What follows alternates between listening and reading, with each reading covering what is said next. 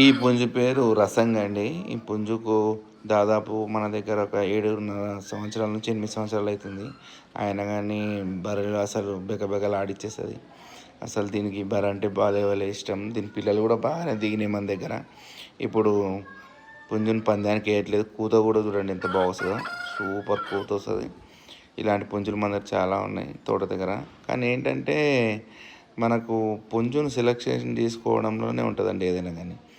ఈ రోజుకి కూడా అది ఎలాంటి పుంజుని ఉన్నా కానీ దాన్ని పడగొట్టే సత్తా ఉన్న పుంజు అండి ఎప్పుడైనా కానీ. దాన్ని మనం ఎప్పుడు పుంజుని చూసుకునేటప్పుడు దాని తోక అంటారు, దాన్ని వెంట్రుకలు అని కాదు. పుంజు ఒక కాళ్ళు మరియు దాని మూతి, దాని హైటు, బరైన సైజు ఉంటే చిన్న లేత కోడి పుంజు అయినా సరే పఠాన కొట్టేస్తుంది.